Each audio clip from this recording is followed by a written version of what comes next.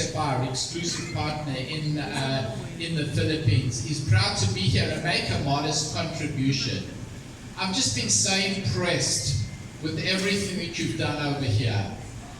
The sophistication of the presentations, of the strategy, it's world class. And I think that you should be proud of your leadership in government, proud of the leadership in academia, and proud of the leadership in the economic sector that is really making the Philippines a world-class, has a world-class strategy. And what I'm going to try and do is not talk about what that strategy should be. I think you've got it. I want to speak a little bit about how you actually, what we've found is sort of takes the strategy down to the level of implementation. Like, how do you actually make this work? Because the strategy is all there. I mean, it's really very well articulated. So my clicker, I think that usually you have a clicker. So I think that the clicker is going to be virtual. I think I sort of click like this. When you see me do this, then I think you move to the next slide. Oh, you see it worked. So just a quick history about ACT. Yeah, you can see two pictures over here. We are 60 years old. We've just celebrated the 60th anniversary. This is amazing. On the left over there, you can see the very first, you can see by the card, the very first testing center, and on the right over there, our campus today. It was founded in Iowa, in the middle of the United States. Something like, wasn't Manila like New York? It was sort of like Bataan, a small place that had big aspirations. We we're a not-for-profit. That's important. That doesn't mean to say that we don't charge for our services, but it means that we don't have shareholders. So we like a foundation, and everything that we make and we sell goes back into the organization.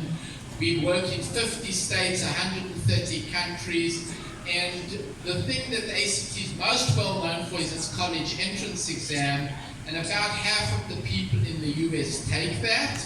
That's its biggest. We do about 15 million tests a year around the world, and we have the National Career Readiness Certificate I'm going to talk more about. So, let's move on. You know, I think that there are two challenges. The first challenge is a global challenge. And that says over there, everywhere I go, and I travel literally everywhere as the head of the International for ACT, you can move that on, is everywhere people are speaking about can you advance this? Thank you. About global worker shortages. That doesn't mean that there are not enough workers. It means that there are not enough workers with the skills that the employers want. That is the global worker shortage. We know unemployment, I think you said this morning, 5%, right? But growth is determined by having a skilled workforce. That is a global issue. And if you advance the slide and have a look over here, I found these labor statistics from OECD, the Organization for Economic Cooperation and Development. And it looks over here about the labor statistics in the Philippines. You can see that it's skewed towards at the bottom, sort of lower paying service jobs.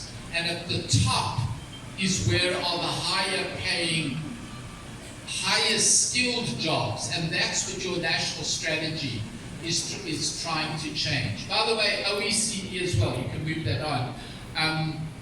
OECD as well also does the PISA assessment, and people spoke about the PISA assessment this morning when you compare 15-year-olds around the world. ACT, just for what it's worth, ACT, a lot of people spoke about, mentioned creative thinking. It was in like 3 of the presentations, mentioned creative thinking. So in PISA, what they measure is, across the world and the rankings, is math, science, and reading, right? That's what PISA does. What people don't know is that every 3 years we measure one extra innovative domain. And in PISA 2021, we are measuring creative thinking. So imagine that, that's the beauty of ACT. Imagine that, trying to create a global assessment of creative thinking. And the world tender to do that was won by ACT. We are doing the PISA 2021 creative thinking, and I actually have the privilege to represent ACT on the PISA governing board for that. So that's just as a little kind of aside. And I'll tell you why that's relevant as we move ahead. So I want to say